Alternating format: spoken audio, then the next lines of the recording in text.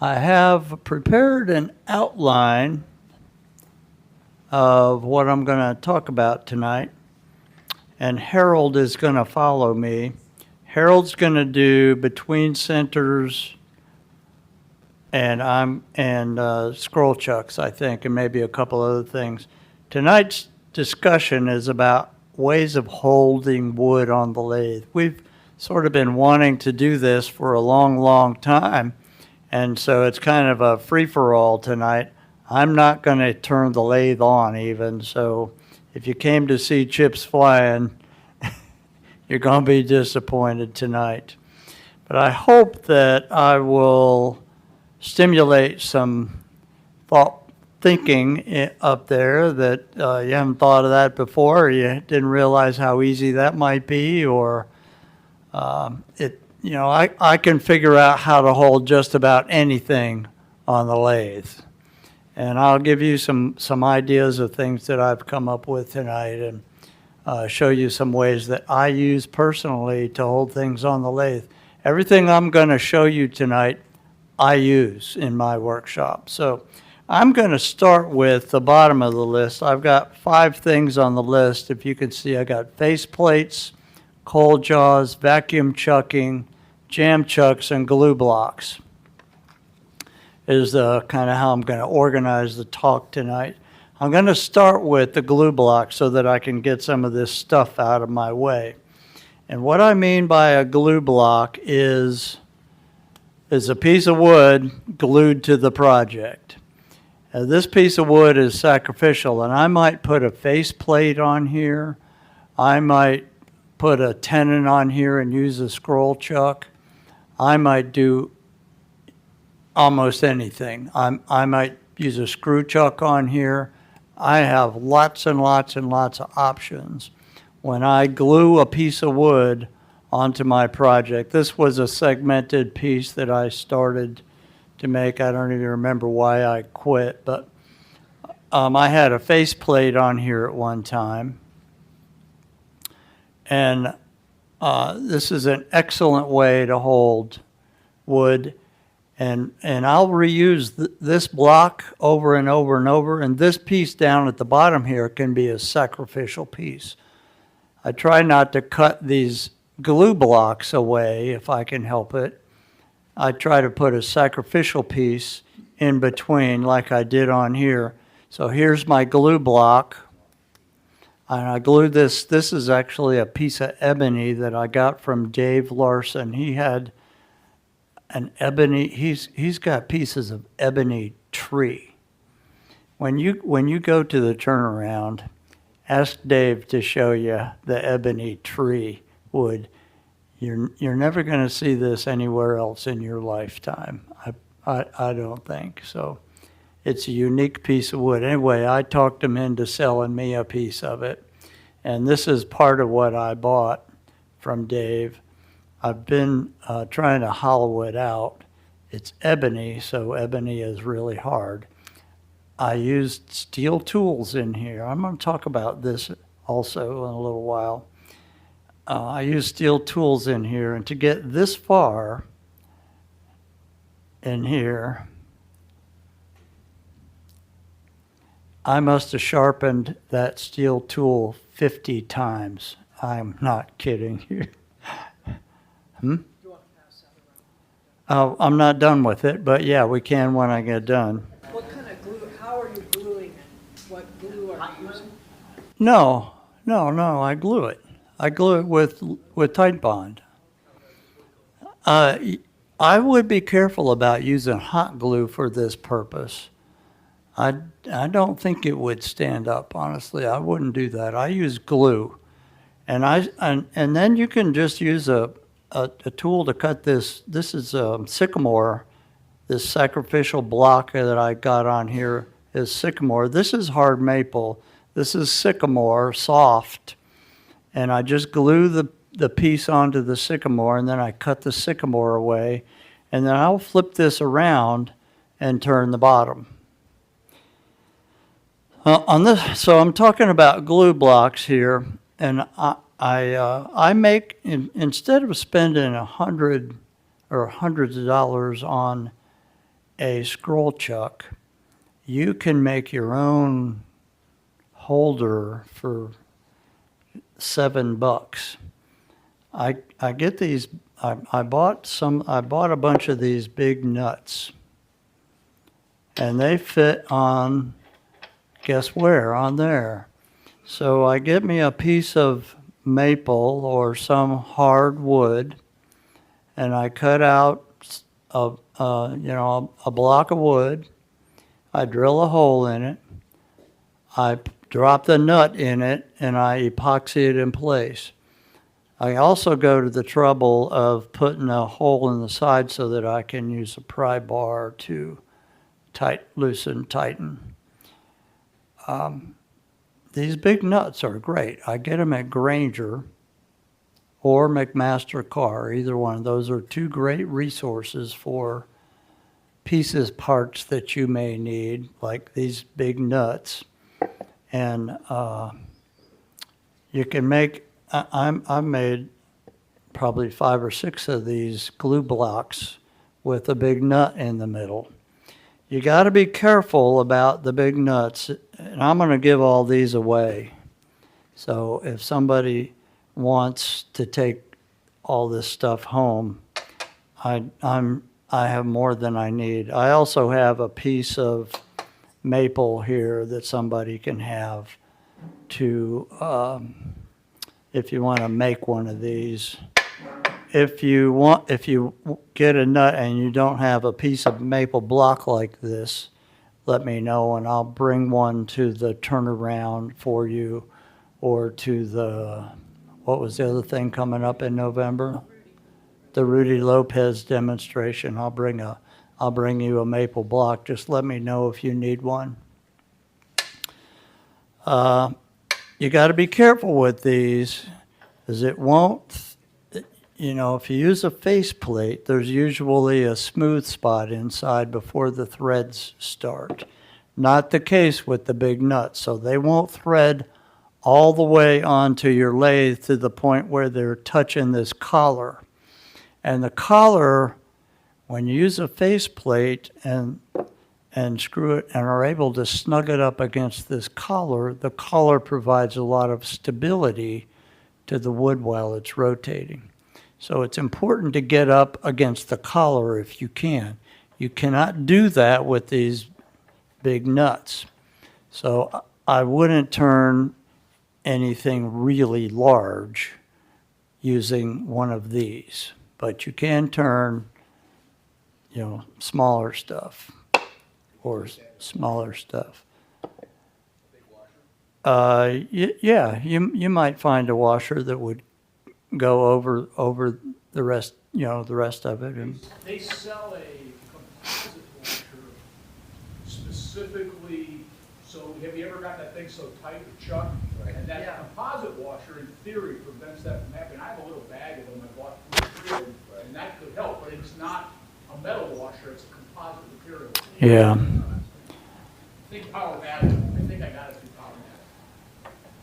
But you can. Synthetic washers is that it's not, the piece can still move, so you may still get some vibration.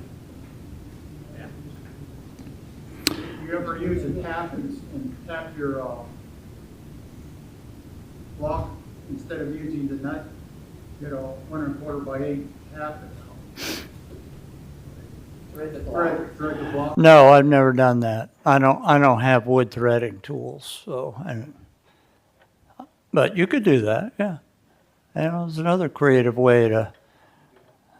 Do you? You do that, Peter? I attempted to, but right now my tap is 1 1/4 8, and I'm trying M33 right now. Oh, so yeah, these are 1 1/4 or 8. If your lathe is not 1 1/4 8. Leave these for other people that have a 1 1/4 8 spindle lathe. Well, is there a reason that the nut is a little bit proud on your glue block? Yeah, so I can just thread it on. You don't have to make it proud like that. There's no turning related reason for that. I'm going to put all this over here.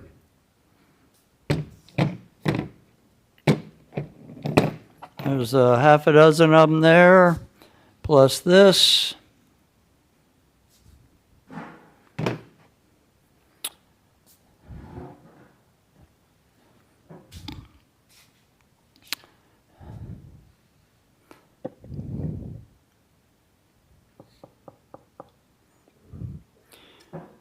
Face plates. This is a 3-inch faceplate. Have you all got faceplates? Anyone not got a faceplate in here? I would just say that you can buy faceplates pretty cheaply. This one's aluminum. I have a steel faceplate back here somewhere. I think this one's aluminum but painted black. I have a steel faceplate at home that's 6 inches in diameter. It's a little bigger, better steel faceplate. Here's another faceplate. This was a little too big in diameter but I'll fasten the faceplate onto, this is a piece of fiberboard or something, and I've got a sander. A glue block on here would work just fine too. So I use glue blocks for this kind of application all the time. But I do a lot of segmented work, and you know, you can work on your segmented pieces with a sander sometimes. So this is a handy thing to have. You can buy these 16-inch diameter discs of 40, 60, 80 grit sandpaper, 100, 120, what you name it. And I use a spray mount adhesive. It comes in a spray can. You can buy it at most office supply stores or online. And you spray the sandpaper disc with it. The sandpaper is PSA already, but it won't stay without a little help. So I'll get this disc, I'll peel the wax paper off the back of the disc, I'll spray it with a little spray mount adhesive, stick it on here in the center, I'll draw a circle on here. I'll use the lathe and draw me a circle on here so I can get it in the center, and off you go. You know, you got a disc sander. I saved you guys like $700 or $1,000 just now. All you got to do is buy one of these face plates or free big nut. I call them big nuts, so whatever. No offense meant. The only thing about face plates that I would caution you is if it's not square to the threads, you're gonna hate it. So if you buy cheap ones, they may not be well made and square. This has really got to be square. If it's aluminum, you might try turning it with carbide tools. But if it's steel and it's not square, you need a metal lathe.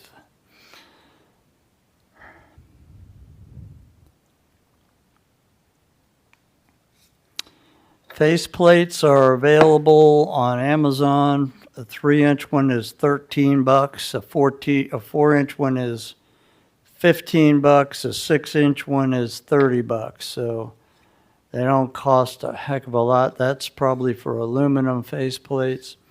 You can buy them at Rockler in the store. Easywood makes face plates. A 3-inch one is $38 instead of $13 on Amazon. A 4-inch one is $47. They make bigger ones, you know, smaller ones, bigger ones. Obviously, the bigger ones are more stable.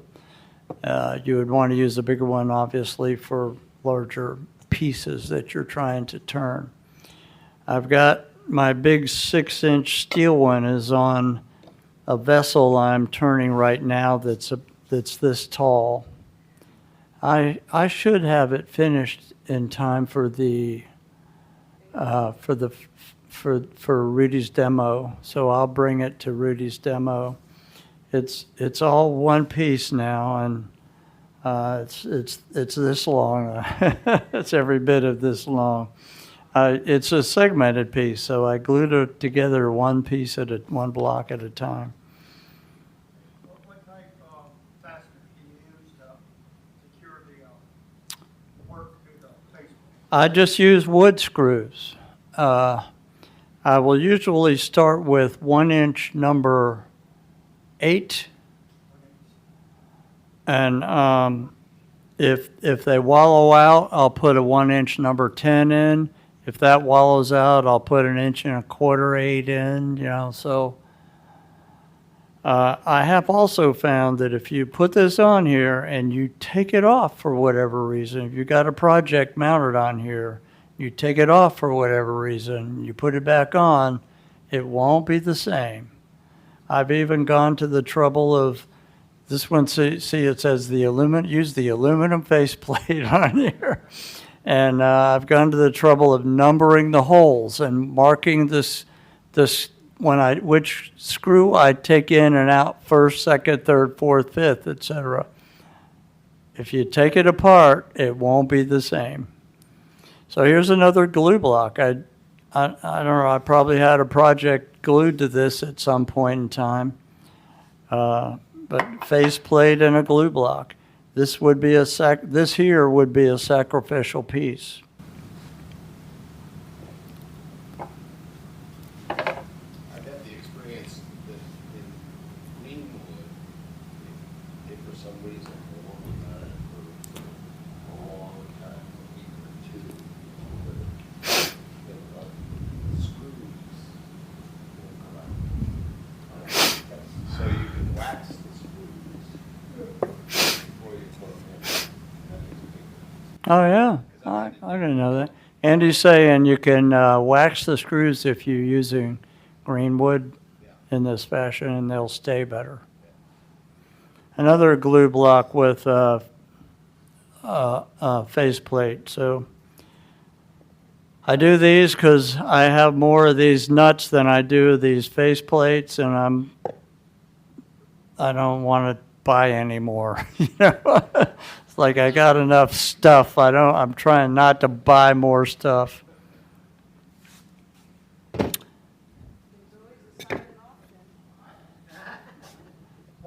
Yeah. You ever use epoxy to glue? No, not usually. I epoxy the nut in the hole, but I don't use epoxy on here. It's too much trouble when you got type on. Type on won't hold this in here, so you have to epoxy it. But epoxy or type bond will hold this piece of wood on here forever. What kind of epoxy do you use? I get that 5-minute epoxy that sometimes I use the slow epoxy, but it comes in a box with 2 little bottles inside. And you mix it 50-50, 1-to-1 ratio, and you can get 5-minute or 3-minute or 1-minute epoxy, or you can get something that'll have an hour of working time. So there's all kinds of different epoxies you can get. Hey, Paul, somebody asked about hot glue. I use hot glue on mine all the time. Yeah. But I will caution you, one, get high temp. Mm-hmm. So hot glue if you're going to do it. Mm-hmm. And then also in the summer, no matter how high temp it is, I've had 2 or 3 bowls fall off. And it's just sitting on the lathe, not butted up against the temp stop. Yeah. So it will, but I use it all the time.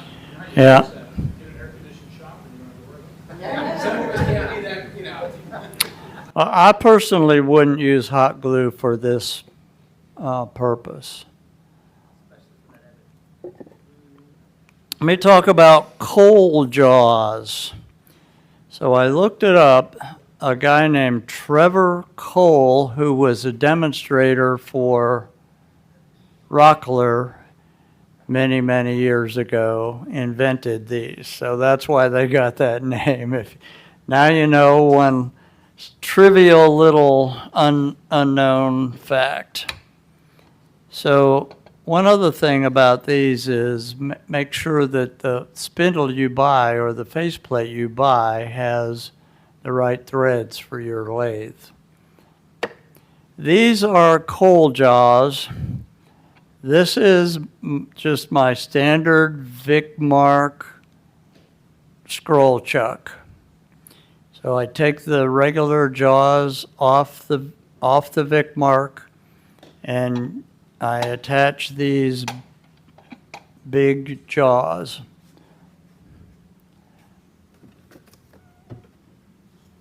Comes in a box like this, and they are. This one is $170 from Vicmarc. You can still buy this 18-inch set of coal jaws from Vicmarc. They also have 11-inch jaws for $131. You can buy Nova 12-inch coal jaws for $75. So if you've got a Nova chuck and you want some big jaws, you can get that for a Nova chuck for $75. So I have a big lathe, and this is not going to fit on this Laguna. So when you buy coal jaws, don't buy 18-inch jaws if you have a 8-inch lathe, you know. So or a 9-inch lathe or whatever this one is, looks to be about 7 or 8. So this fits on my lathe, but it won't fit on here. I have a Laguna, or a Robust rather, I'm sorry. So what can you do with coal jaws? So suppose I wanted to smooth this off. You know, I can fit this in here.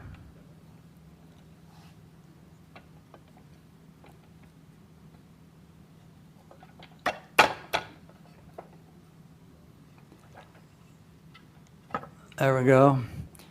I can tighten this down just like I'd tighten a piece of wood in my scroll chuck. And this is perfectly safe. I've done it many, many times. These little rubber things on here rotate, and there's concaves, 2 concave surfaces with different radii, and 2 convex surfaces with different radii. So it's I can sort of adjust which edge of these rubber things I want against the wood. If I wanted to work on this side, say, that ain't going to work, is it? But I can move these, and I can put them, all 8 of them, at any set of these holes all the way from the inside to the out. And I can hold this from the inside out just as well as I can hold it from the outside in. So I can get a lot of different things on my lathe with using these coal jaws.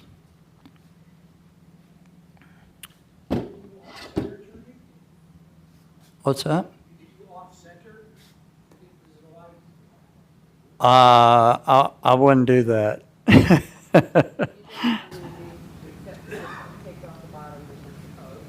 It's like an 800 or 900 speed, and then it very low speed. The other one is a longwood, kind of spiral. It has the whole that everything will Yes. move up and down at the same time. Oh. It's a spiral in it. Yeah. Yeah, long work. Yeah, long. Did Glenn have that? Yeah, Longworth chuck, yeah.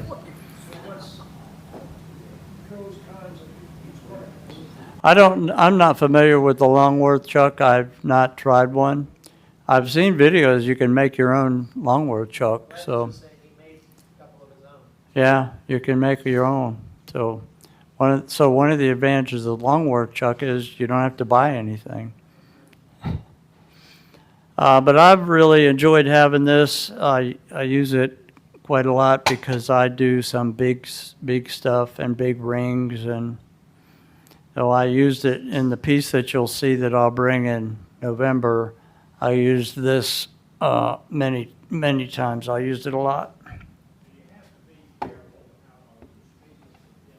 Yeah, it can get a little hairy when you spin something like that. There's a max speed on those. They say pole 600, I can verify that 1,000 is no problem. It also helps if you run the thing, all kidding aside, if you have the ability to run your tailstock up and put a piece of sacrificial wood or plastic or something, and you can keep your tailstock on it, you can spin that thing up as fast as you want to. The other thing you can do with the cold jaws is you can make your own bumpers. Yeah. So if you've got something round, for example, you can cut a round hole or as long as you cut a little space or drill space. Yeah, different manufacturers will have different attachment devices here. Some of them are little round bumpers like carom pool bumpers. But they're usually rubber. They'll always rotate. You can always move them in and out. Pretty easy.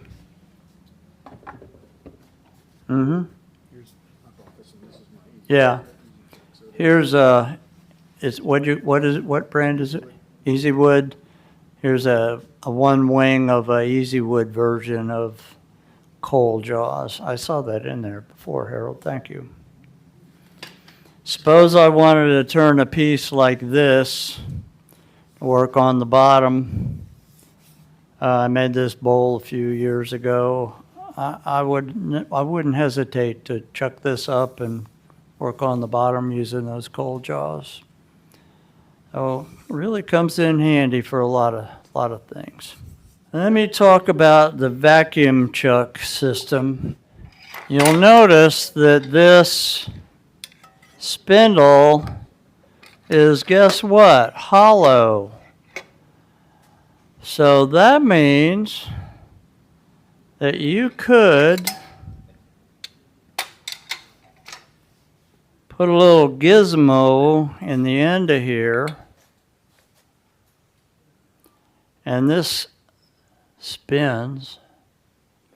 So if you fit this all the way in there, and then you attach a hose on here, this is threaded fitting, and you can attach that hose to a vacuum pump.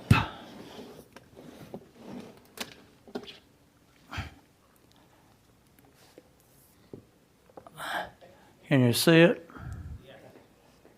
There we go. So this gizmo threads on here.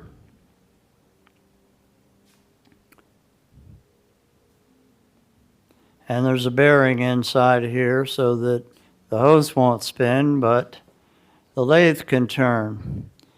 Then you can turn this on, plug this in, turn it on. There's a pressure gauge or vacuum gauge up here. You can see what strength of vacuum you're basically applying. And then you can get various sizes of these sorts of chucks to attach a piece to the lathe. What do I bring I didn't bring anything suitable for attaching. Is there a small bowl I can use over here?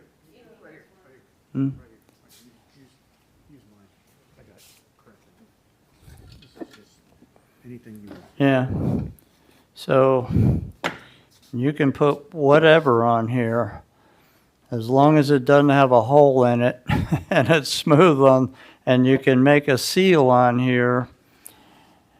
You turn this vacuum on and it'll hold it, and you can't pull it off type of hold it. So I feel very safe spinning wood with the vacuum chuck. How do you center it up? Well, centering something like this would be a little problematic. You'd really, but what you can do is these valves, you can raise and lower the strength of the vacuum. So you can let some air in, and while you have it with a little bit of holding power, you could turn it and center it.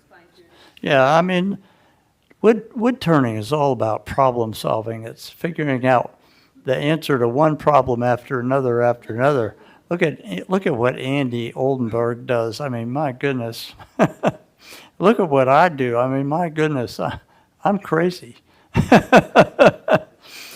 So you can figure out a way, Tracy. Center it is if you use the point from the tail You could bring this up, yeah. and reverse it, and now you've got a peg, so to speak. Then you drill a hole in the bottom of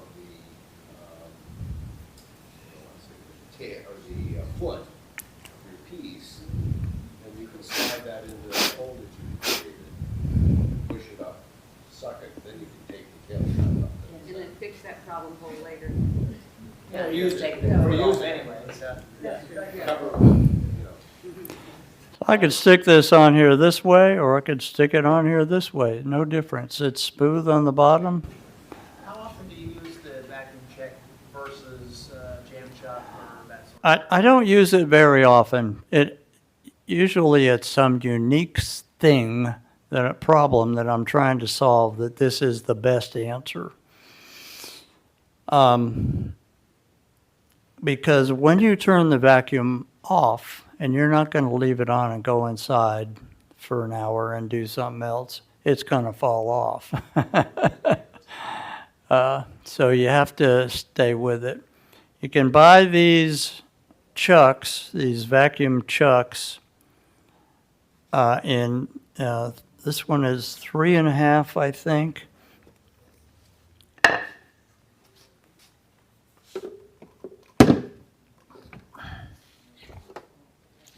Paul, Uh-huh. I found as I was learning mine, when I first got it, that Uh-huh. you have to be careful about how much vacuum you pull, Uh-huh. because I sucked the bottom right out. Yeah, I was gonna get to that. If it's like Glenn is saying, if it's a thin piece, it won't withstand the force that you're applying. These chucks are available 3.5. This one I think is 5.5. They're also available 8-inch and available 12-inch. And then you can buy this, and then you have to buy the rubber chucky seal ring. Trying to think of a good name for it. Rubber chucky seal rings, as good as any. And the rubber chucky seal rings are $15, $17, $20 for the bigger one. These are one-way products. These chucks. I only have one thread adapter. And see, this one doesn't have the thread adapter, so I moved my one thread adapter from this one to this one. I don't want to buy more stuff. But they're really great, and it's a unique solution to a problem sometimes. I have chucked many, many things on here, and it's something I usually use when I just need to hold it for a little while. I want to work on the bottom of something and I can't find another way to hold it. Or I got some small task I want to do. So I really like it. How is that other piece on the other end? How is that secured on the other side? Your adapter? Oh, the adapter's got two O-rings on it, and it slides into the Yeah, I don't want to stick it in there because I don't, this one is threaded, so you'd have to buy one of these gizmos for a Laguna. This one is for my lathe at home, which is not Laguna, so.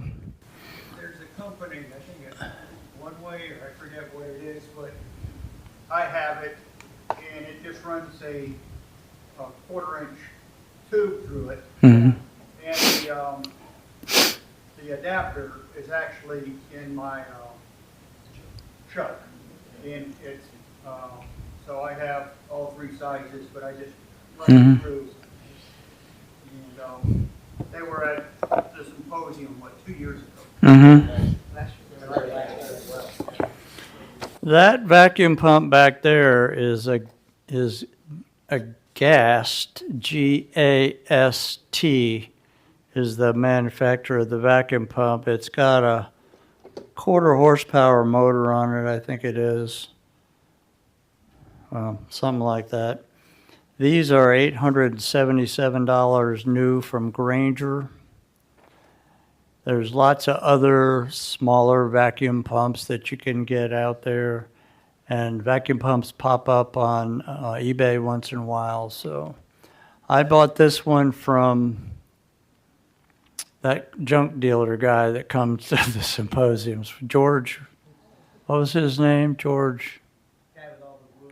Yeah, George. I can't remember his last name. He demonstrated it at our club one time. Anyway, I bought this from George at the symposium one year, just walking around looking at what all the stuff is for sale, and here it was. They had these, and I had to get this myself, but I got a package deal on vacuum chucking system. Does that pump different than one that you use for a vacuum pump? Could it, you got a vacuum chamber? Vacuum pump, yeah. The same thing. Like acrylic for acrylics? Yeah, You can use a vacuum, one of those vacuum pumps? yeah. What's the minimum amount of vacuum you need to pull, the whole piece of wood? The minimum, I don't know. There's no such thing as 15 pounds of vacuum. There's only 14.7 and you're at 0. But you can get this down to 2 PSI, which is you got to use the right units when you're measuring vacuum. If you want to talk about pounds or inches of water or whatever. So let me talk about jam chucks. This is a broad subject, and it's that odd piece of wood that how in the heck am I gonna get this turned around and work on the bottom, or how in the heck am I gonna hold this so I can work on this detail that I'm interested in? So jam chucks are just like the name says, they're just, you just find a way to jab a piece of wood on it and stick a piece of wood in there and go at it. So there's a website called Rubber Chucky out there, and they make dozens of these kind of conical shaped things that you can put on here, or you can put on here on this end to push with. You can turn them to get the right shape too. Yeah, it's rubber. You can turn it if you need a specific shape. I make all kinds of jam chucks. I might put this in a scroll chuck for a shallow bowl. Like if I wanted to turn the bottom of this bowl, say, one day, if I ever get to the bottom, I could put this in a scroll chuck and bring up the tailstock and put the tailstock against the bottom of the bowl, or glue something to the bottom of the bowl that I can put the tailstock in if I don't want to put a hole in the bottom of the bowl. Or leave the final turning of the bottom of the bowl so that I can bring the tailstock up and use this to jam it with. Now, when I jam it with this, I will put, I'll use some blue painter's tape, and I'll tape some paper towels on the bottom of this so that I don't damage the bottom of the bowl. But it works fine. I wouldn't turn it at 1,000 RPM, but find a comfortable speed. The paper towels are going to flop all over the place, but find a comfortable speed and you're fine. You can turn a bowl like this with a short little jam chuck like this. Mm-hmm. Don Geiger told us about this foam that has a sticky backing on it. So I stuck a piece on, a jam chuck, and then that way you're not gonna damage your there you foam. go. I really like this foam Mhm. stuff. I've used that a lot. What's this piece? That's a piece of It's just a wood. Yeah, cutoff. yeah. It's just a cutoff that I. Yeah. And when I was at Fred Bosch, he had it, and when he made the jam chucks, he made it almost like a donut. So it was the inside and outside, so you can make the jam chuck inner or outer, and it's so foamy that you can mold it and cut it and make it fit over whatever. With this stuff, you use that stuff? Yeah, that foam. It comes in a roll. It comes in a turnaround. I'll show you. I've got sheets of it too, I can, Yeah. It's 8 by 10. In fact, I used it for this because I wanted to make this concave to match that, so I was able to do the bottom. Or rubber chucky devices. One thing, the rubber chucky people have a lot of stuff on their website, and it's really good quality material. It is expensive. My personal opinion, they're really proud of it, so they're going to want you to pay for it. I could chuck this piece right here.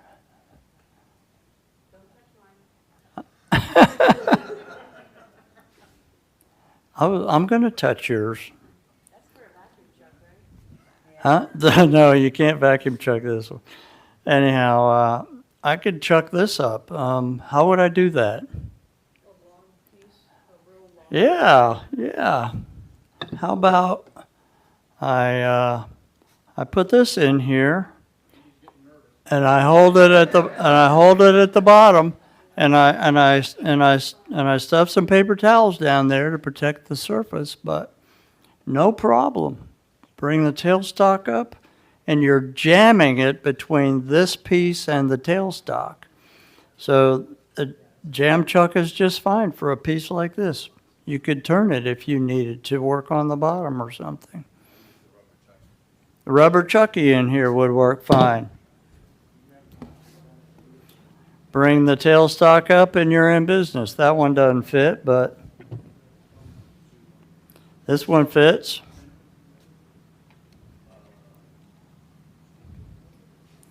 You could bring the tailstock up and you could turn this piece if you needed to work on the bottom. The foam is called cross-leaf foam. 2 millimeter.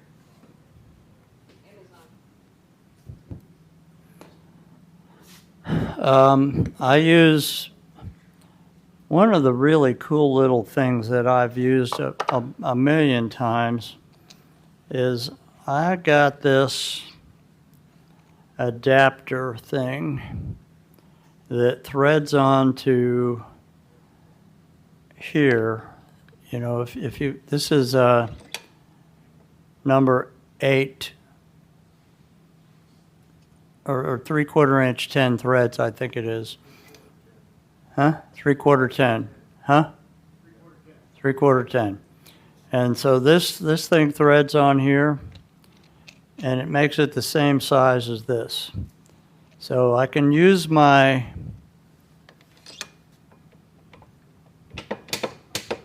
so you can put this in here. You can find, and then I'll just get a block of wood, make it into a wedge, fit it on here, and I can fit this into the top of a hollow form or a bowl or something. So And I've got these in all different sizes and shapes and, just these conical things. You can stick this on here. You can, just so much flexibility. You can find a solution to every problem that you come across.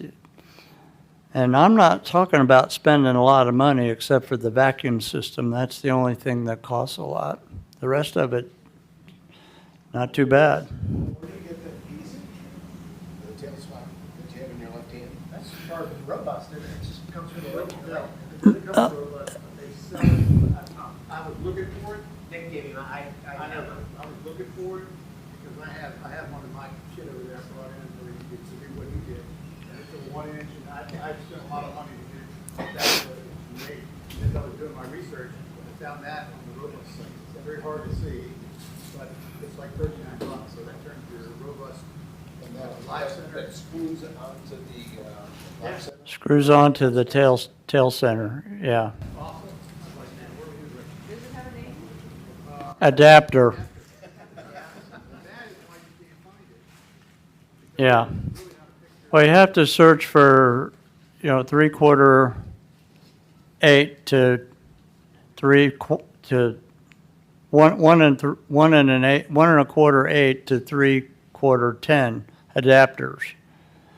And then you'll search through a million stuff. But if you need a size that's not available on the robust site, Granger or McMaster Carr.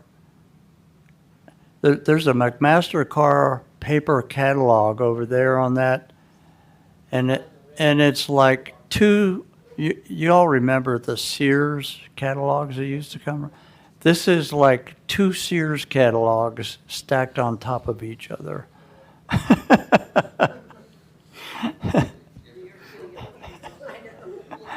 So if it's manufactured, McMaster Carr is going to have it. So that's where I would look, Andy. But like Harold is saying, Robust carries these now. But if you have a different lathe, you are likely to be able to find any adapter that you need at McMaster Carr or Granger. I bought this, I can't remember how many years ago I bought this, so I don't know where I got it. I might have got it at Highland Hardware. I might have got it at Woodcraft, but handy little gizmo to have around. I'm all the time pulling it out and using it for, I need it.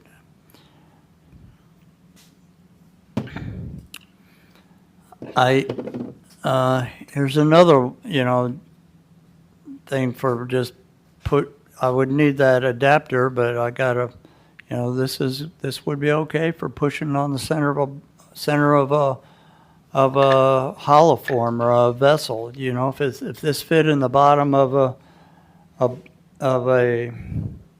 where'd it go? If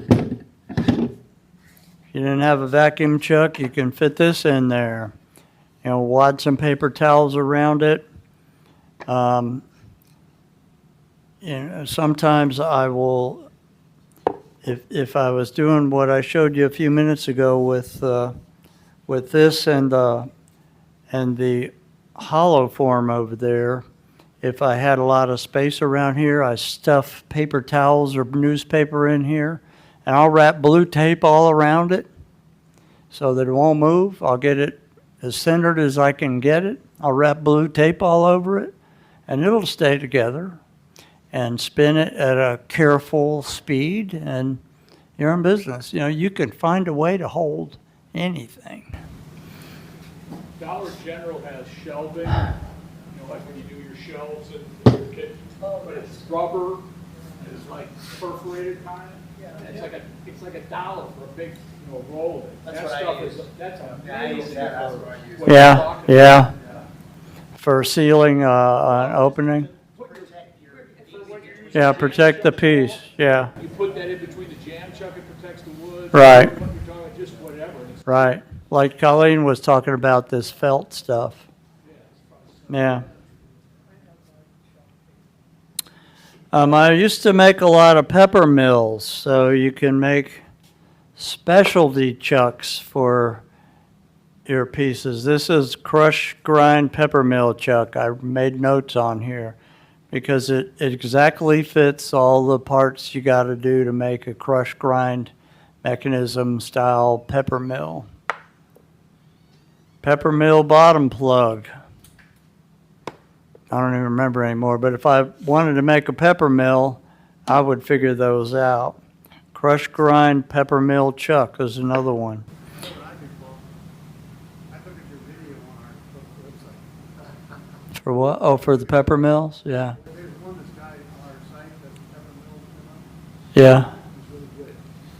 I did pepper mills. Oh, you talking about me? Yeah. Yeah, I did a pepper mill demo a few years ago. I got through the whole thing in an hour and 15 minutes or something like that. And it's posted on YouTube, but it's really hard to find. I made there was an article in AAW a few months ago, last year probably, and what's her name? Not Cindy Drozda, I think it was, and she was making whistles. I should have brought one. Whistles that you blow, right? So it was. I thought I could do that, you know. So it looked like fun, and so I made this chuck to hold the whistle parts, you know. So if you run out of ideas, you can always do a make your own chuck. And if some specialty device that you need, like a pepper mill or a whistle, make your own. Okay, so I'm done with chucks. And before I let Harold come up, Colleen asked me to talk about my thoughts on carbide tools versus steel tools. Oh, I like them both. But my far, far, far away preference is when I'm cutting, when I'm turning, I prefer first and foremost to cut wood. My distant second choice is to scrape wood. And my far distant third choice is to sand wood. So cut, scrape, sand in that order. Carbide tools don't cut. They only scrape. So if you want to cut wood, you have to use steel tools.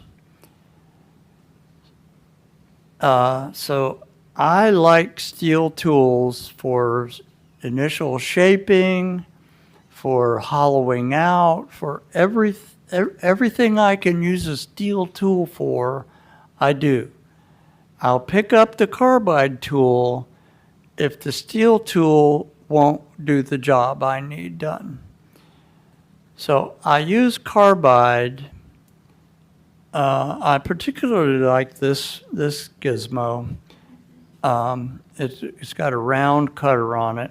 It gets into corners that I can't get in with steel sometimes. I can't get a bowl gouge in this kind of radius unless I like cut it at an 80-degree angle or something. I'm not going to cut up all my bowl gouges when I have this. I'm not going to regrind all bowl gouge just to do one thing when I have this. So I don't mind. I'm not biased against carbide tools. I pick it up and use it if it's the right tool for what I'm doing. These are not that hard to sharpen. You take this cutter off of here and you rub it face down on a diamond sharpening gizmo like this. I got this from the guy who runs the Sanding Glove, I think, whatever his name was. I bought it at one of those Florida symposiums one year. And you can sharpen these things. People say you can't sharpen carbide, but you can, and you can replace these cutters. They cost a few bucks, but you can easily get new cutters. So I don't hesitate to use Carbide tool if it's the right one. I bought these giant Carbide tools years ago. I was enamored with Tim Yoder. Remember him? He was a wood turner on TV. He did shows, weekly shows. He'd make something. And he had a contract with Easywood, so it was grind, or scrape all the time, because he had to promote the Easywood tool. So I thought, oh, when I was brand new, I didn't know any better. I thought, oh, that's the way to go. I ran down to Woodcraft and bought me a set. Wish I hadn't done that now. I would have been much happier with a very small set, but it is what it is at this point. Rockford sells a little device, obviously way overpriced, but it's very convenient for sharpening up. It's a piece of plastic, and the cutter, the diamond cutter, the round one, the square one, it has a shape for each of those. So if you've ever tried to rub that on that diamond plate, it's kind of hard to hold on to. Where this thing, you put the cutter into this little plastic thing, and then you can sharpen it, and it makes it real easy to control. Huh.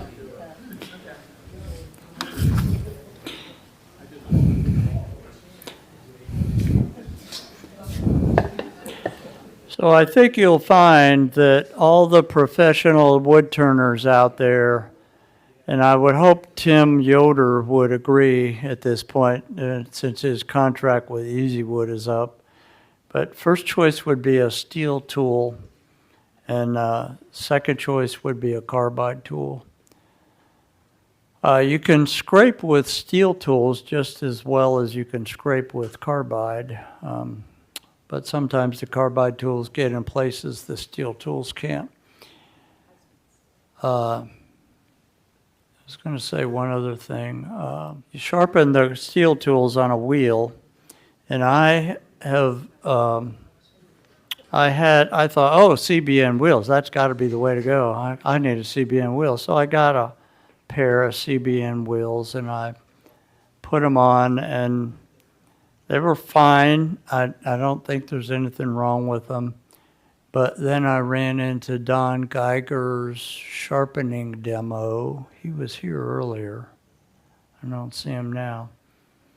And he had ceramic wheels on his grinder.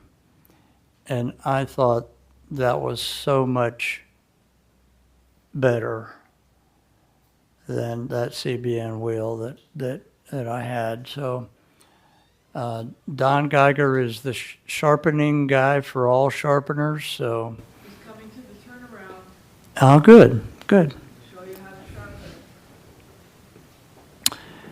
sharpen. I switched over to ceramic oxide wheels. They're a little hard to find. If you need a source or you're interested in ceramic oxide wheels, write me a note and I will look for a resource for you. And I think that's about it, folks. All right, so, well, Paul concentrated on cheap things, things you can make in your shop. I like to buy expensive things. So my presentation is on commercial things that you can buy to hold between two pieces of wood. So the idea is to really hold things together. Let me get my paperwork. Sometimes news. It's so the main object is to rotate a workpiece on a lathe axis. Two primary conditions are compressions and friction. Workpiece captive between a headstock and tailstock, augmented by drive centers and live centers, screw chucks, faceplates. Chucks can grip spigots and work themselves individually. So those are the things I want to try and cover quickly. All right. So I bought a bunch of drive centers, and let me put these up here. So I get sucked in by a lot of people because I buy things. And if you didn't notice the back of my shirt, Geiger gave me this shirt, by the way. So If you look at the back of the shirt, it'll tell you all about me. So true. One tool away. Only one tool away. So I bought this one. This is called an ELO drive. All right. And they make several of them. And if you have a piece of uneven wood that you're trying to get it tightened up against, the idea was you could adjust this screw here, this one here, and then you could put it up on where you got it flat in. You didn't have to reface it. You could do it. And then you could actually replace, put screws in here, and it acts like a faceplate. All right. And then it's a number 2 Morris. Very neat idea. Saw the guy demo it, met the guy, thought it was really cool, bought one. And as you can see, it's pretty clean. Have you ever used it? Once, twice, only because I felt I needed to. So when I bought my my Robust, okay, the next thing I bought was well, I should say that. So the next thing I got was step centers. All right, so I got 2 step centers. This is a Sorby. All right, they're both Sorbies. You can buy a cheaper version of that one, but I found that if you buy things like Hurricane and those, they never really work quite as well. But the Sorby version is very well made, and it's not that much more expensive than buying the cheapy version.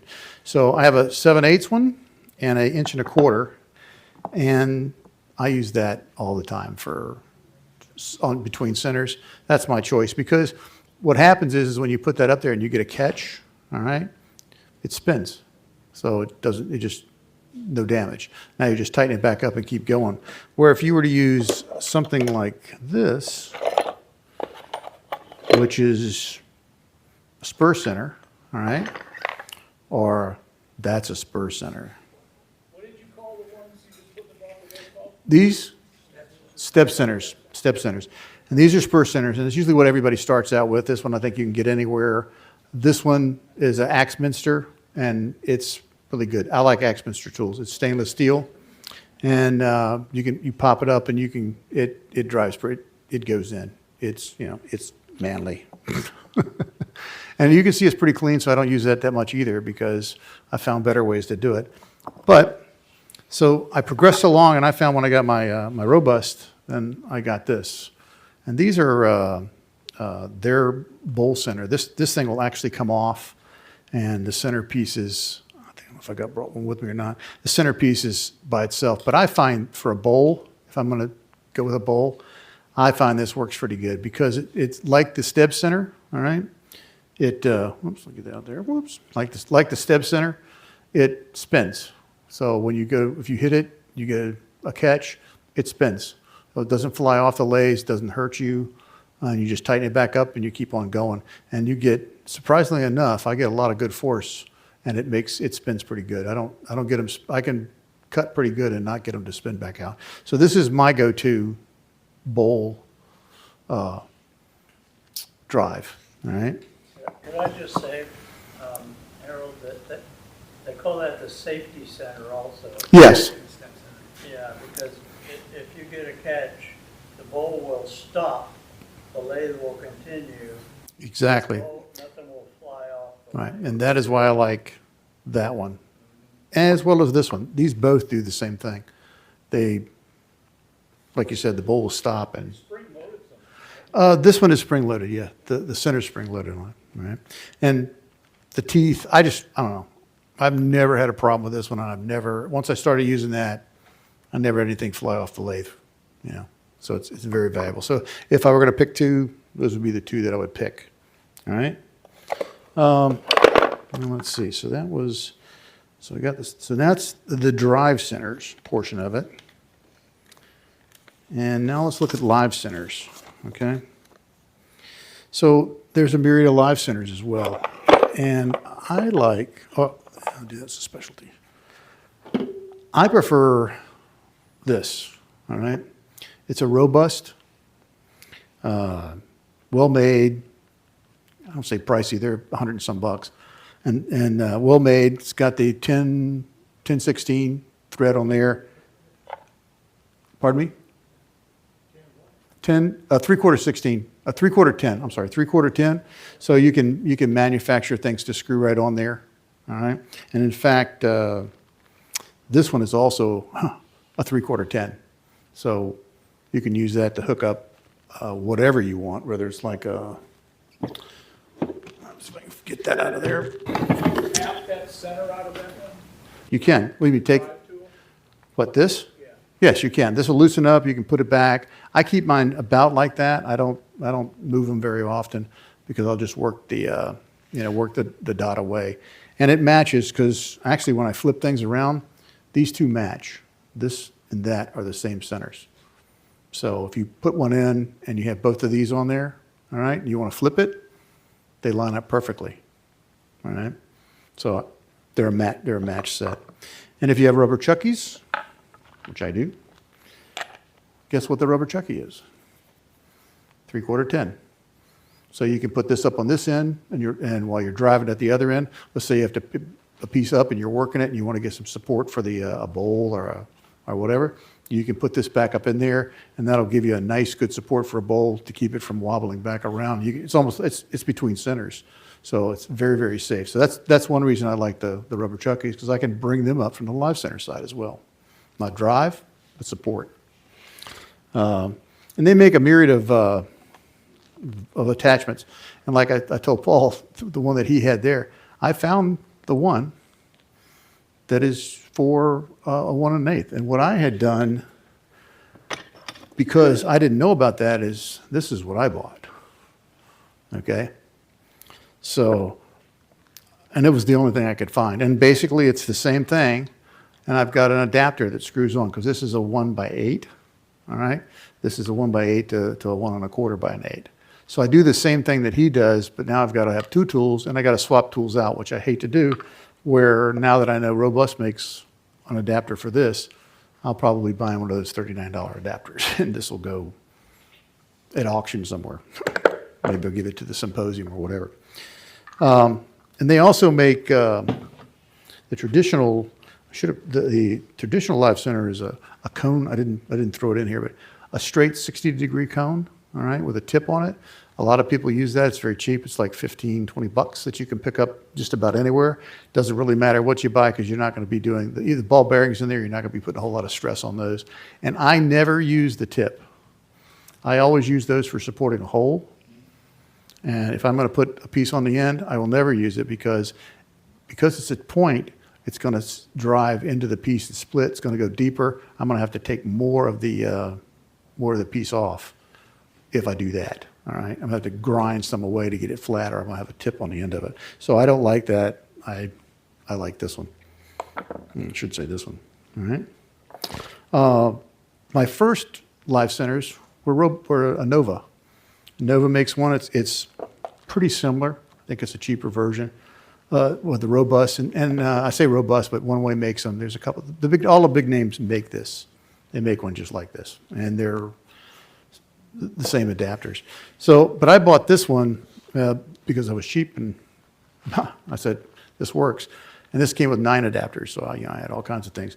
But it's just a pressure in, comes with this piece, which makes that piece, and then you can turn whatever you want and just stick it back in there, and now you've got an adapter to hold something together. So it's an alternate. I use it every now and then, but not too often. Now that I make my own supports. So this is made out of polypropylene, which is very cheap. And again, I threaded it, and now I've got a support that goes on the end of that one. So really, I'm making myself marry up with the Robust or the 3/4 10 adapter. And there's drilling and turning is really not as hard as it looks. So let's see. So then live centers, that one, and then specialty live centers is if you're a finial turner, okay? Cindy makes one, and I was like, why do I need that? Because I can make a finial without it. However, I do find that because of the low profile right here, if you're doing a finial, you can bring this pit right up to the end of the piece and it does not move. So when I'm turning a really small finial to the end, I can get that thing really small with this. It's like $100, all right? Yep, it's got, and it has 3 or 4 more tips. I bought them only because, and that's what it is. But this thing is what I actually use the most is for making, for finials. And the first time I used it, I fell in love with it for doing a finial because it just, you know, you can be working the finial, you're going thin, thin, thin, and then boop, it pops off, all right? You don't get that with this. This is just, you're right, it's like in between centers. So it was, to me, it was worth the money. And actually, what I do with things like this is a Christmas present. Just tell your family what you want for Christmas. If it's expensive, you know, if they love you, they'll buy it. If they don't, you go buy it. Yeah. So, all right, so let's see. That is, so that pretty much lines up all of my things between centers that I can use. So let's pop that back into there. Or, well, take that back. There is one more piece that I do use. And this one is very small, and I bought this off of Barbara Dill. Barbara lives in Richmond. She's the queen of multi-axis, all right? She makes some beautiful multi-axis pieces, and if you ever go down that rabbit trail, it is a cool trail to go down because you can get some wonky-looking parts. But the problem is that when you're trying to put it between, you know, when you're trying to support it, and actually this would go there, all right? You have 3 multi-axis here, all right? The smaller this is, the more you can get that completely on this edge. So if I'm going to put a piece here, and then I'm going to put this piece, and it's going to be over here, all right? Then I can I'll get a multi-axis, and then you just flip it around the numbers, 1 to 2, 2 to 1, 2 to 3, and you get these really neat looking little things. I can't predict them. I'm not as good as she is, but they can make some pretty cool pieces.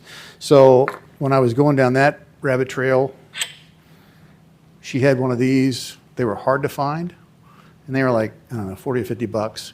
But it is the smallest spur drive center you can find on the market. Nobody makes them that small. I haven't seen anybody else make them. So it was worth the effort at the time. And I use it on occasion.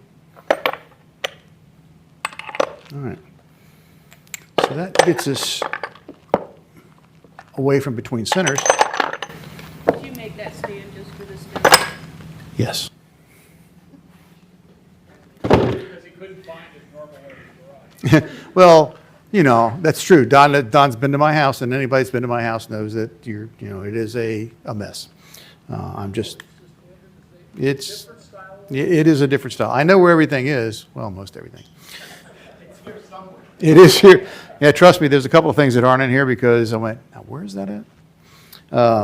So now I'm going to move away from live centers and over to chucks. Okay. So I have a lot of chucks. As a lot of my guys say, you can never have too many chucks. And there's I think, what is it? Is it WOW?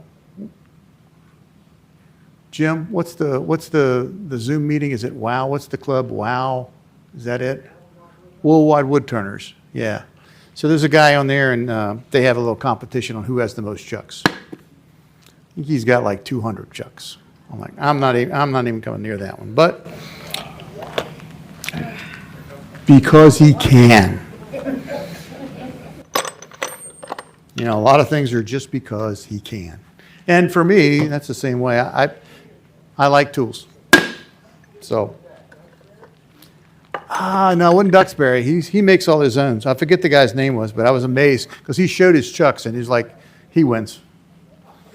So, first chuck. Everybody buys a Nova.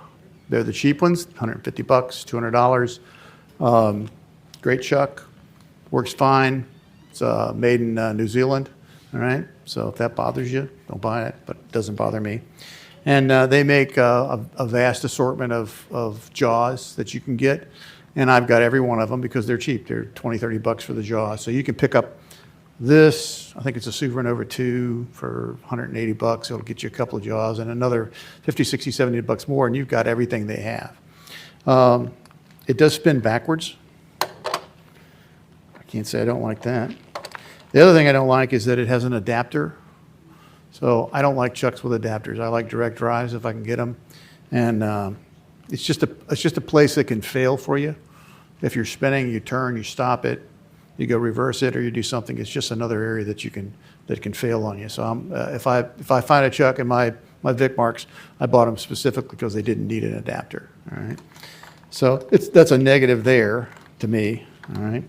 And then the other negative is we all do that, right? Whoops, wait a minute, it's opening. It's the Coriolis effect. I think because it's down in New Zealand, it's got to go back. It spins backwards. So it does spin. So you do spin backwards.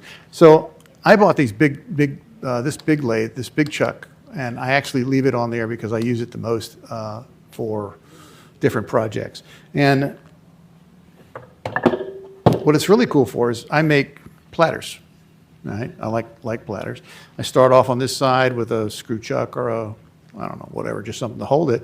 And then I turn the back side of it. All right. So I've got the Uji. This is all nice and pretty. And it's large enough to make a really big foot. So when it sits down, it's lovely on the table. Right. The other thing that it does is that it's made purposely.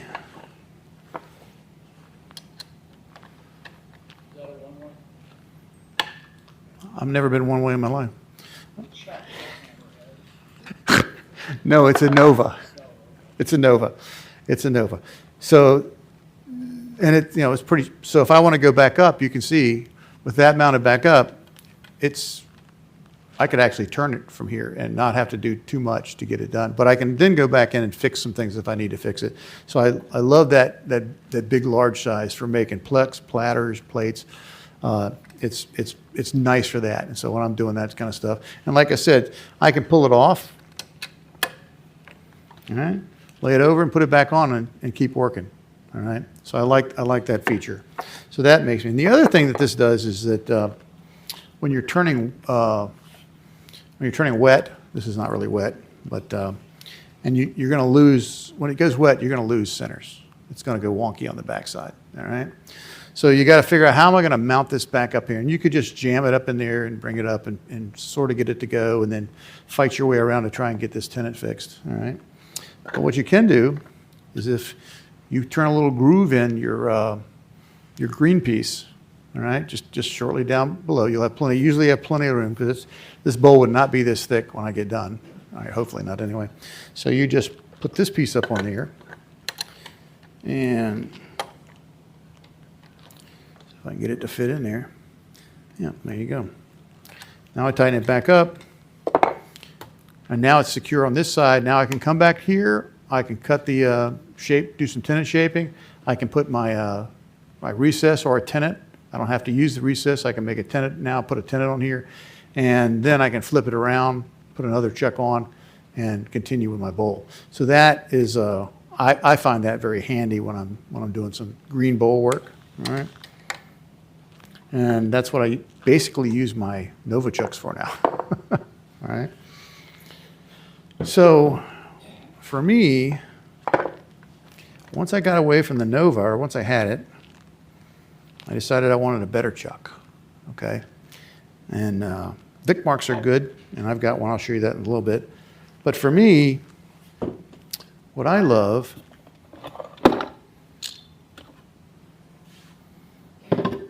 is my Easywood, okay? They're a little on the pricey side, but the thing about the Easywood chucks is that they're easy to change the jaws, and I'm bad about trying to get a tenon, and I'll miss the tenon, so now I've got to take and change my jaws, right? So that's how I change my jaws on my Easywood. I just pull the next one over and put it back on, larger, whatever, and it's extremely simple to change them, which is why I like it. All right, because I am lazy. And I've got all the jaws. I got lucky on that one. I was in Nashville, when I was in Dallas. I walked into a Woodcraft, and the guy had every jaw 50% off, which you cannot get. Easywood is like, doesn't matter where you buy it, Easywood. They're kind of like Apple. They don't change your price. I asked the guy, I said, well, why? He says, oh, we're dropping the line, so I just want to get rid of them. I said, I'll take them all. So I bought them all for a song and a dance, basically. And what you can also do, which is why I brought this, is I do cold jaws. Again. Bingo. Put the cold jaw on. This one took me a while. Comes out that way. Trust me, that took me about 20 minutes to figure out, because I don't read things, I just do things, you know. So, but this is a very nice set of cold jaws. I have a smaller version. I got this one large enough to get me some bigger bowls. Not as big as Paul's bowls, but and you can buy adapters, take it out. I still don't think they're as large as the one you have, but they get out there about 20 inches or so. So I like that one for me, because I'm going to pop it up and pop it off. I'm not using it day in and day out.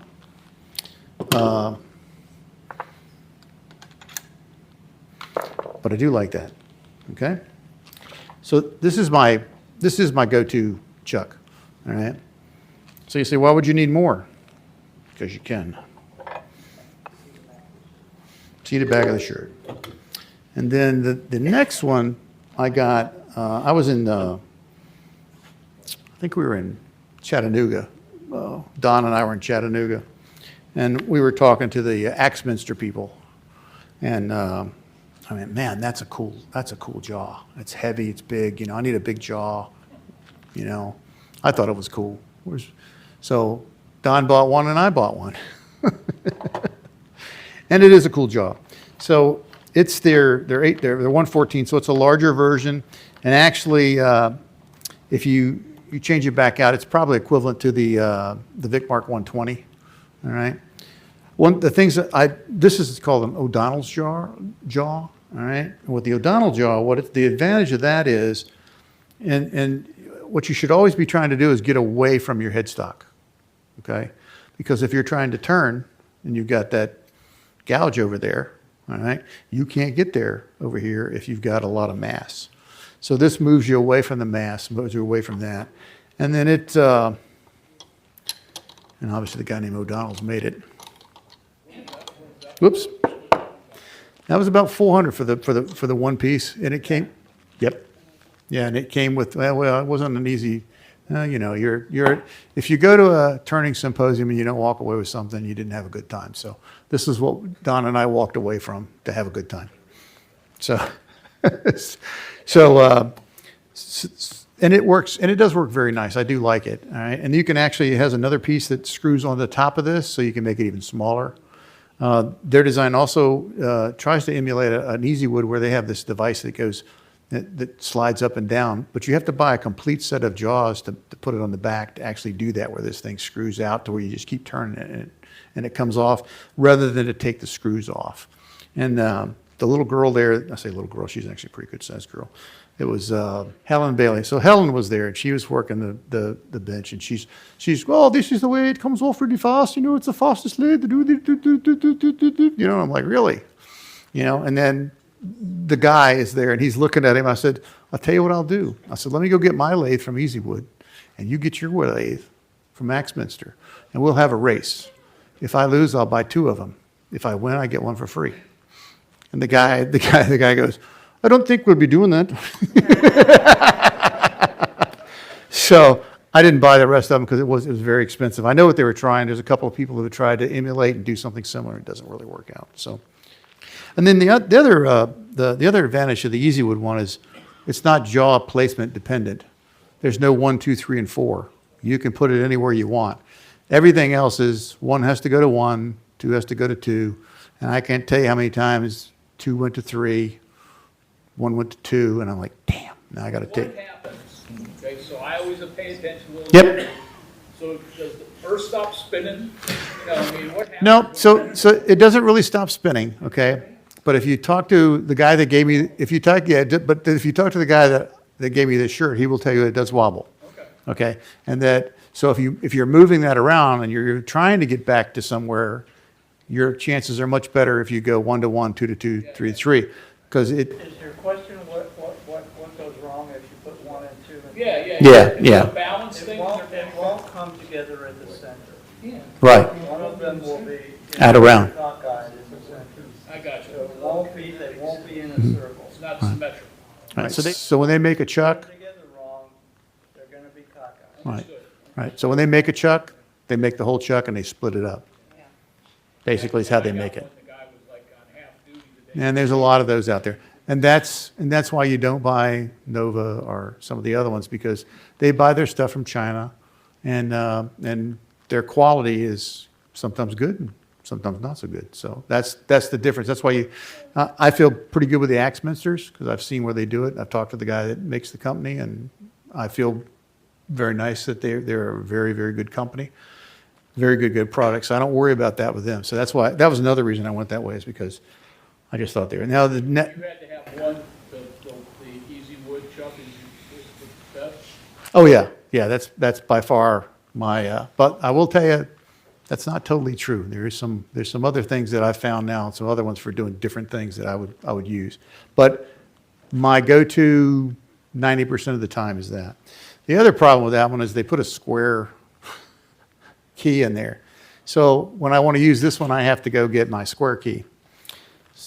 This works on everything else except for scroll check locks. So that's a negative to me. But hey. Have you ever liberated a jaw off a chuck? So what do you? Have you ever had one of the jaws fly off a chuck? No, because of fly the off, build? no, but you can remove them. Yeah, no, I've never had one. So, all right, next. Let's see. So I've got, so I have several chucks. I got this one in a deal. I bought some tools, and it came with actually, I bought a mini lathe. I didn't like the mini lathe. I sold the mini lathe, and I kept the jaw, because it's just another jaw. Now, this is a one-way jaw. It does have to have an adapter to go with it, just like the ones that are on the vacuum chucks.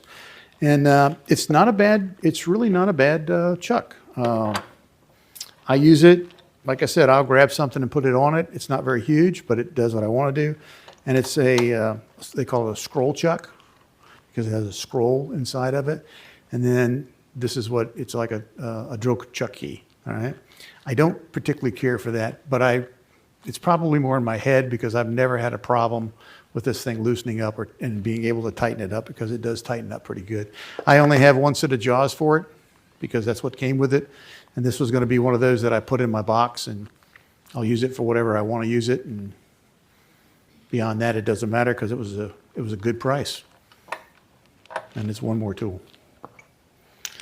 So then, yeah. So then I went to SWAT, and I saw a Vicmarc, and I talked to Paul and Mark and Geiger, and they all seem to use the Vicmarc. Seems to be the preferred choice of jaws by a lot of people. Almost every professional turner that I talk to is a Vicmarc guy. Okay. And a lot of the good turners in our club are Vicmarc people. So I bought one. This is 100. I didn't want to get the 120 because it was huge, and I don't make big things yet, you know. But I bought this one, and I really like this. What I really like about it is shark jaws. All right. Set of shark jaws come with it. They're very good. You can take a piece, and you can stick that in there, and you can tighten down on it. And, well, I'd have to beat it back around, but I would put this up first flat, because if you get the edge off a little bit. But it does not, what it doesn't do is I can hollow this, and I don't get a wobble, or I can drill it, hollow it, I can do whatever I want with it. It just doesn't move. If I put it in correctly in here, it just doesn't move. It's a very solid, it's probably the solidest jaw that I've used. All right. So I like it for that. And one day I'll probably buy me a 120. They're not that much expensive, but I think if you're doing the things that Paul does, the bigger stuff, I just think it's a little bit more secure. I know it's more secure than the Easywood, to be honest with you. which is why I have that one. All right. What did you call those jaws on? Shark jaws. Shark jaws? Yeah. They sell a large one and a small one, and they sell them for each one, but I just love those for clamping. Jack doesn't like them because he says it puts a crimp in a piece of it, and it can cause you an issue with right up at the very edge. But I always turn that portion off, so I don't worry too much about it, as long as it doesn't break. All right. But when this grabs onto something, a bowl or whatever, it really is solid, and it's very easy to. It's a very clean roll. It goes up a nice easy. All right. And if one day I'll get a little flipper like some of the big boys have to turn it. This is my Easywood, but all right. So I think for bigger, more challenging things that you want to hold, I think the Vicmarc wins there. All right. Isn't the Vicmarc the one that you can grab with a little tiny edge or something? Just a couple of them. I like this one because you can. This shark jaws, you can actually grab. It has a very. And I talked to the Easywood guy. I said, the knock on the Easywood jaws is they're rounded. Okay. So the radius on there, I said, if you're doing a turn, you really want something that's going to grab sharp. And I said, and he just kind of laughed a little bit. And I said, no, that's probably why Vicmarc's kicking your ass on that one. I said, but it really is this little piece right up in here. If you're going to grab into something, it's very good. If you're going to grab hold of something very, very small, it's very sharp. All right. And it holds very, very, very, very good. I've had very little problems with that one. I grabbed very small pennants with my Axminister O'Donnell. Yeah, and that's what the O'Donnell's is for. Right. And it does good. And it as well, it has the same or a similar edge design as this one. So, and Are any of the chucks you have not using dovetail tenons, or are they all dovetail? they're all pretty With the much, exception of those chucks? they're all pretty much dovetail. Yeah. I think, yeah. Yeah, one of them does. Is it the Nova that has the straight jaws? No, I think it's Oneway. I think that. No, my Oneway over here is, now the Oneway has, definitely the Oneway and everything, and I didn't really pay attention to, but even this one has dovetails. It's definitely a dovetail. All right, it's definitely a dovetail. And you do have to pay attention to that, by the way. So, the other chuck I bought that I play with, and to do finials, is I bought a Record Power.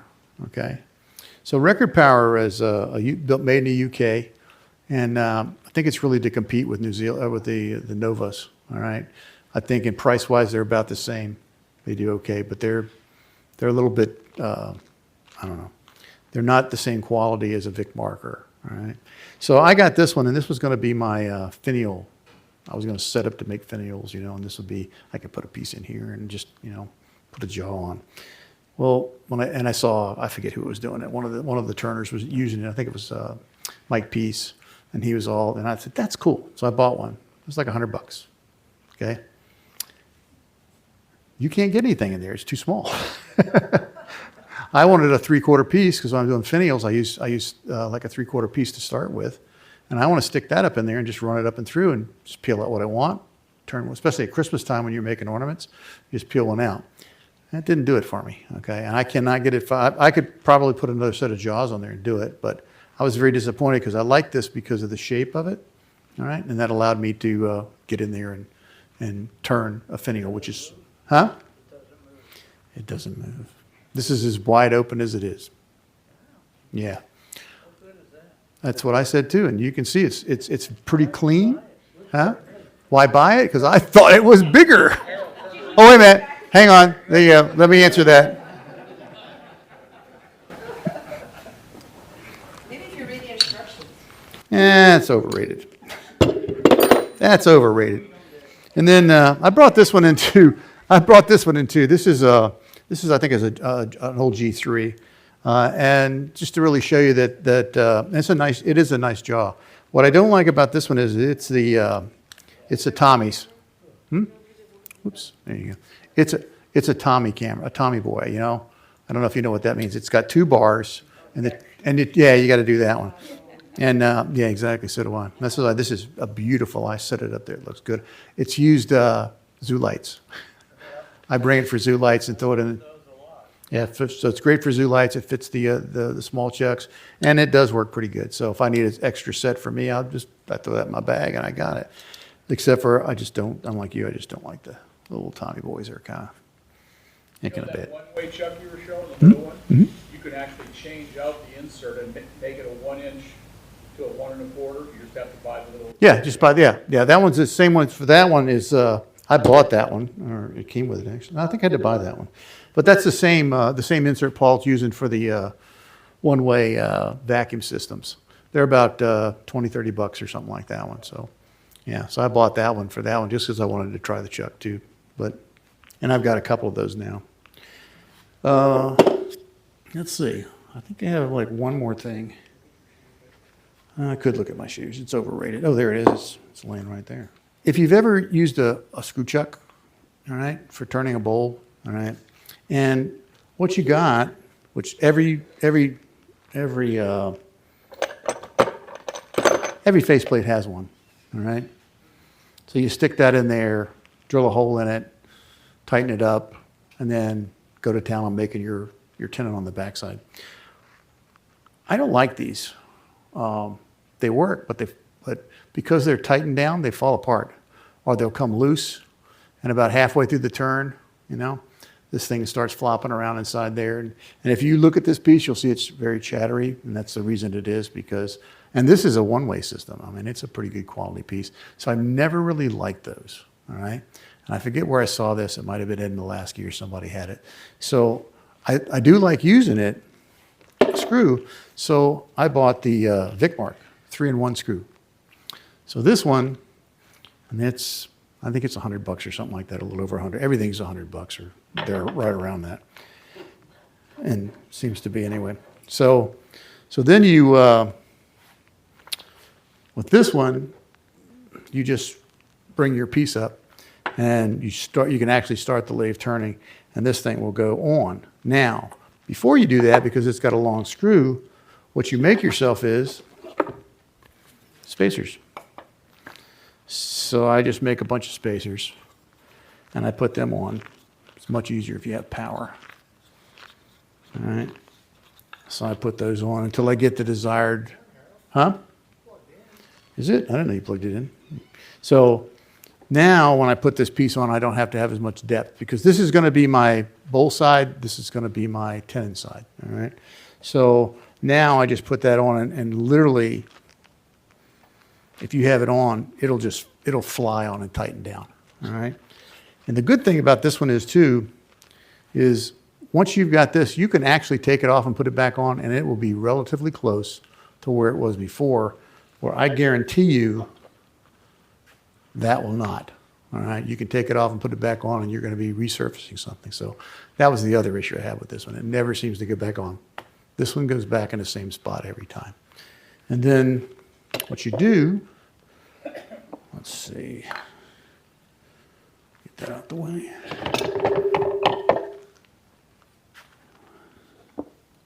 Because some of you got this, so I want to show you how to use it. Okay. So then you bring your live center up.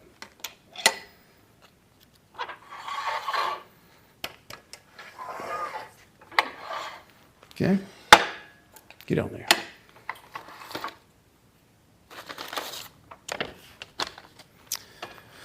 So now I've got my live center up. Now I need to make a tenon.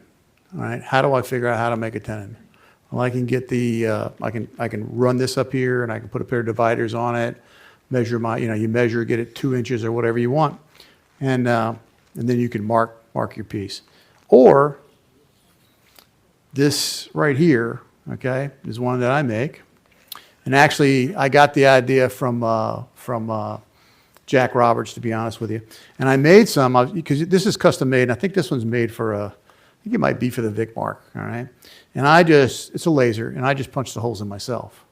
And I decided it was kind of hard, because I don't know what chuck you've got. And so it's kind of really hard to make that measurement. So I just said I'll make a flat one with a line up it, and then you can take it home and you can pick it out and you drill a hole, you mark the center of it, drill a hole, and you can have one of these too, custom made for you. And the way it works is you simply stick it in here, you pick the number that you want, all right, while it's spinning around, and now you have a mark for exactly 2 inches or 3 inches or whatever you want. So I don't have to measure, I don't have to get 2 dividers and put them up there and worry about them dividers flipping when I put both of them in. Well, you're not supposed to, all right? So this is a much, much safer way to do it.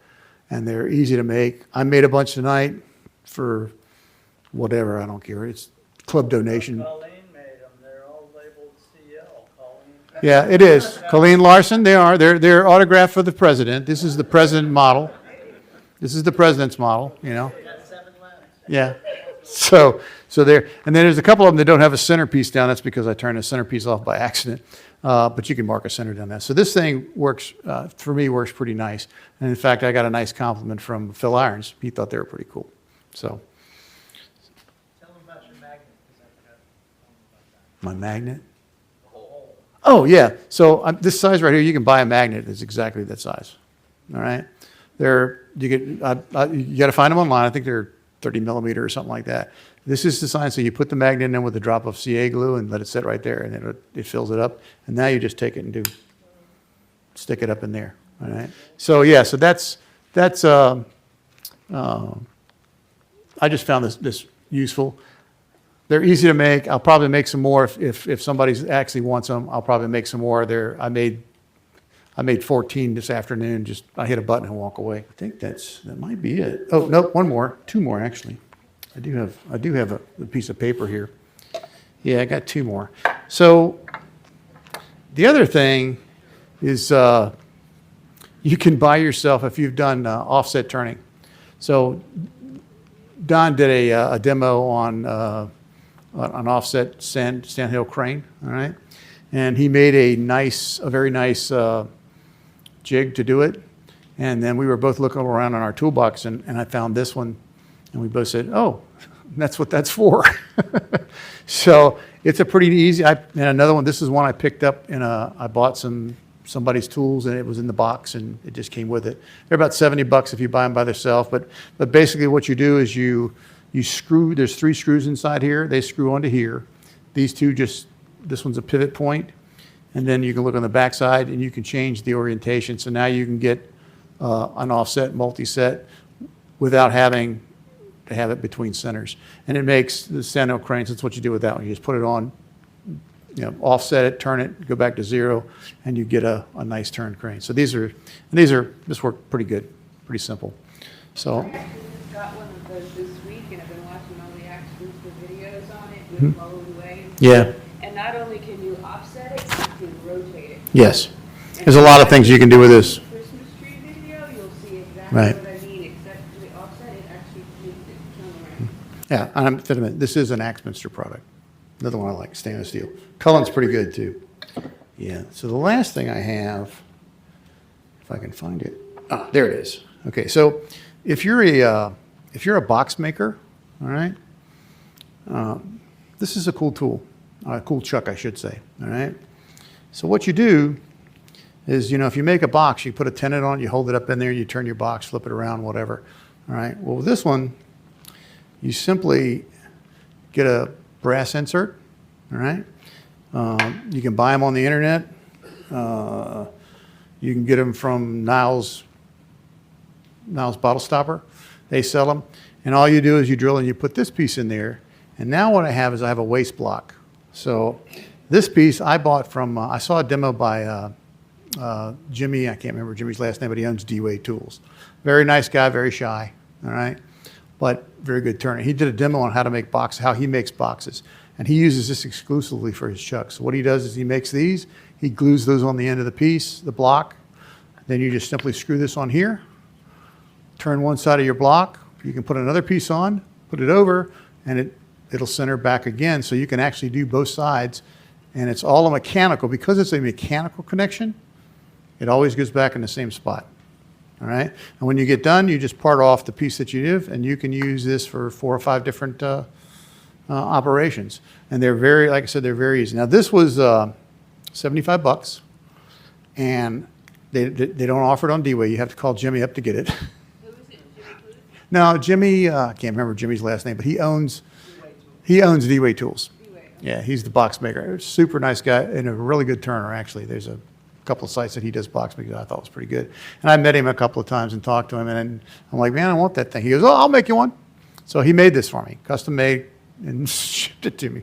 How he does it, I don't know. They got a machine shop. He goes, I'll get my grandson to make it or whatever. So I thought that was pretty cool, and I am happy I bought it because it is a one-of-a-kind sort of type tool, and it works very nicely. However, the cheapness in me goes, but that's the same thing that they sell at for bottle stoppers. All right. So if you go buy the bottle stopper, all right, and what they do now with bottle stoppers, they used to do thread them, and then you could turn them on. Well, I found that these little things work much better. I'm often either losing the threads trying to get them on and off. And if I put one of these in there, I can take a bottle stopper in and off and put it off to the side. If somebody brings me a bottle stopper back and says, oh, I damaged it, I can put it back on and fix it. If I damage it, I can put it back on. So I find these very, very useful. They're about $1. It's a brass knurl. Yeah, they're a little threaded insert. There you go. All right. So this one, and I think I got this one off the internet because I like the knurls better. But that actually, if you look at the piece, all right, there it is in there. All right. And I just, little drop of CA glue and press it back in. But what I did with this one is because it's the same thing. It's got a little smaller edge right here, so it doesn't quite hold on. I can screw it on, all right? And it probably will work for a smaller box. But again, the problem you have there is surface contact it's not a whole lot of surface contact on this one. And probably would work for a small box. But what I found is all you need to do is either make a piece out of wood, just turn a ring and put it on there. And now I have about the same size, or at least a larger size than that. And I could actually make this bigger out if I wanted to get the same, the same bearing surface. I could make a bigger one of these. And I paid $18 for that. $75 for this. You can buy what you want to buy, but if you want to try that technique, I'd go this way. If you really, I